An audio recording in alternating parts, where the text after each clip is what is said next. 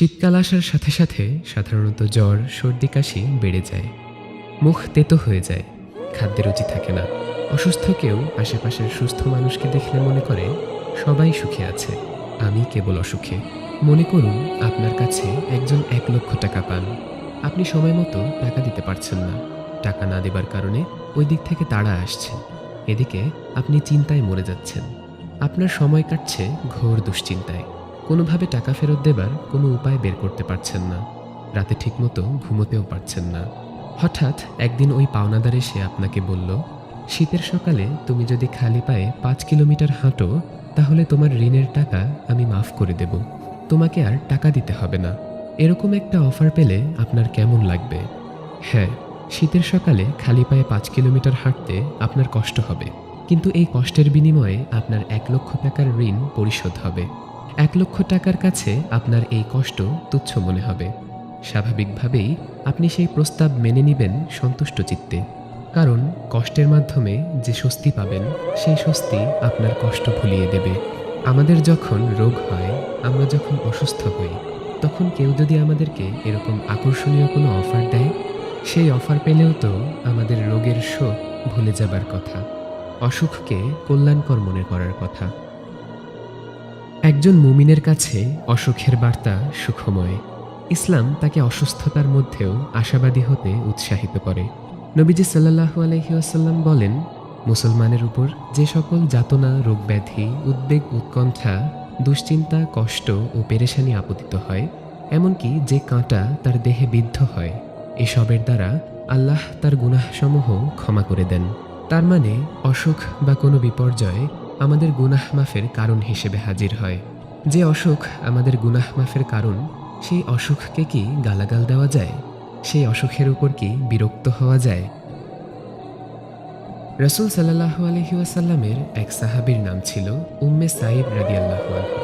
একবার তিনি ভীষণ অসুস্থ হন, জ্বরে কাঁপতে থাকেন, এমনকি জ্বরকে গালি দিতে থাকেন। জ্বরের প্রতি তার এমন বিরক্তি দেখে রাসূলুল্লাহ সাল্লাল্লাহু আলাইহি ওয়াসাল্লাম তাকে বলেন, তুমি জ্বরকে গালি দিও না, কেননা এটি আদম সন্তানের পাপরাশি মুছে দেয়, যেমনভাবে কামারের চুল্লি লোহার মরিচা দূর করে। বিপদ মুসলিমের জীবনে রহমত হয়ে আসে। মুসলিম কোনো অবস্থাতেই হতাশ হতে পারে না, তার সব কিছুই কল্যাণকর।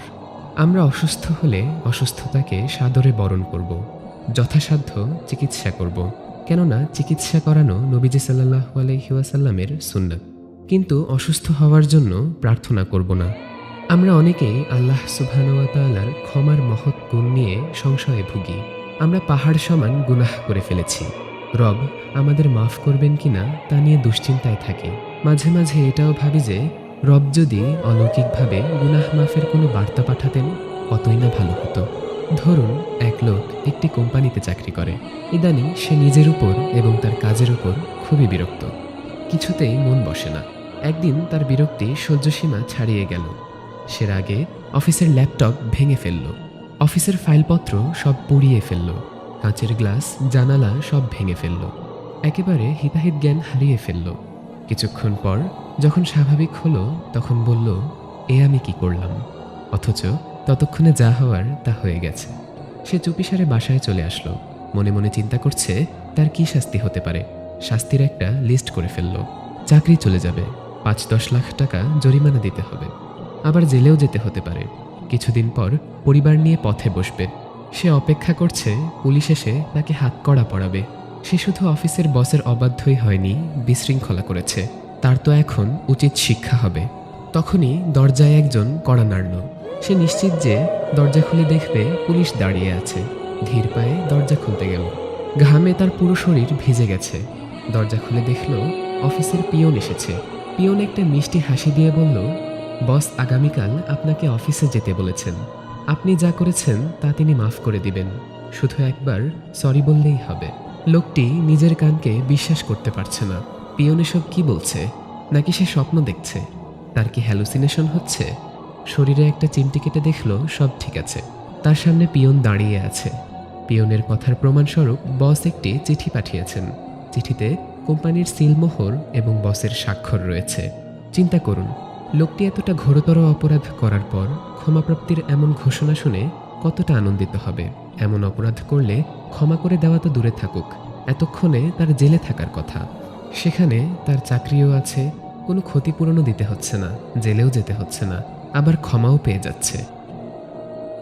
ইসলামে দুনিয়াতে যেসব শাস্তির আইন রয়েছে তার বেশিরভাগই কোনো মানুষের অধিকার হরণের জন্য বা কষ্ট দেওয়ার জন্য।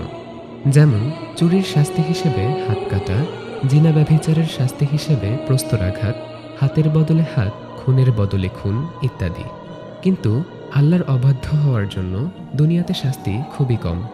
যেমন ধরুন, কেউ নামাজ পড়ে না, রোজার মাসে লুকিয়ে লুকিয়ে খায়, হারাম কাজে লিপ্ত, সিনেমা দেখে, মিথ্যা কথা বলে, গীবত করে। আল্লাহর ইবাদত না করার জন্য আল্লাহ দুনিয়াতে তার বান্দাকে ওইভাবে শাস্তি দিচ্ছেন না যতটা দিচ্ছেন মানুষের হক নষ্ট করলে। অর্থাৎ যে হারামে লিপ্ত, আল্লাহর অবাধ্য, আল্লাহ তাকে দুনিয়াতে শাস্তি না দিয়ে তার জন্য দরজা খোলা রেখেছেন। সে যদি ফিরে আসে, আল্লাহ তাকে স্বাগতম জানাচ্ছেন। অফিসের ঘটনার লোকটির কথা চিন্তা করুন। সে তার অফিসের নিয়ম ভঙ্গ করল, বসের অবাধ্য হল এবং ধরেই নিল যে তার আর ক্ষমা নেই। ঠিক তখন জানতে পারল যে সে যদি সরি বলে তাহলে তার বস তাকে ক্ষমা করে দিবেন।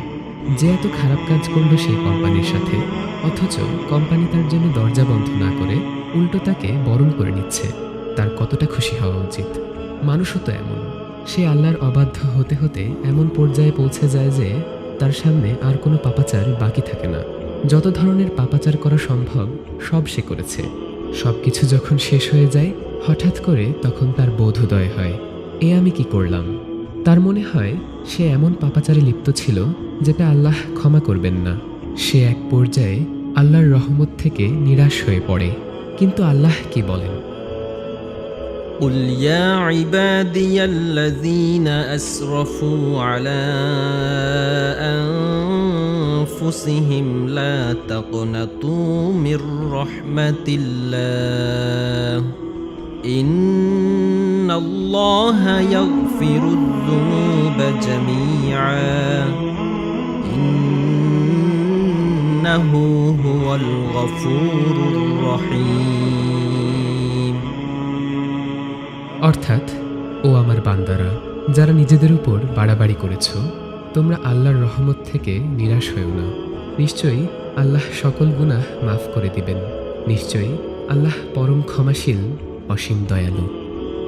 পাপ করে আল্লাহর দিকে প্রত্যাবর্তন করলে আল্লাহ পূর্বের পাপগুলো ক্ষমা করে দেন। এর চেয়ে উত্তম সুসংবাদ আর কি হতে পারে? অপরাধ করে অফিসের বসকে সরি বললে বস সর্বোচ্চ ক্ষমা করে দিবেন, কিন্তু তিনি কি সরি বলার জন্য খুশি হবেন? নিশ্চয়ই না। যে তার এত বড় ক্ষতি করল, তিনি কেন তার উপর খুশি হবেন? কিন্তু আল্লাহ তার তওবাকারী বান্দাকে শুধু ক্ষমা করেই দেন না, তাকে ভালোবাসেন। ইন্নাল্লাহা ইউহিব্বুত তাওয়াবিনা ওয়া ইউহিব্বুল মুতাতাহহিরিন। অর্থাৎ, নিশ্চয়ই আল্লাহ তওবাকারীদেরকে ভালোবাসেন। যে আল্লাহ আমাদেরকে এত ভালোবাসেন, তার দিকে প্রত্যাবর্তন করতে কিসের এত লজ্জা? গুরুতর অপরাধ করা সত্ত্বেও যখন শুনি শুধুমাত্র সরি বললেই তিনি মাফ করে দেবেন, তখন আমরা দৌড়ে যাই তাকে সরি বলতে। আর রাত দিন আল্লাহর অবাধ্য হওয়া সত্ত্বেও আল্লাহ যেখানে ক্ষমার দরজা উন্মুক্ত রেখেছেন, সেখানে আমরা কেন ক্ষমা প্রার্থনা করব না? ক্ষমা চাইলে আল্লাহ শুধু ক্ষমাই করবেন না, ক্ষমা প্রার্থীকে ভালোবাসবেন। ইসলামের সৌন্দর্য হল, ইসলাম আশাবাদী হতে উৎসাহিত করে, হতাশার তিমির ছিন্ন করে আশার আলোর হাতছানি নিয়ে। ইসলাম আমাদের সামনে হাজির হয় আর প্রত্যাবর্তনের আহ্বান জানায়।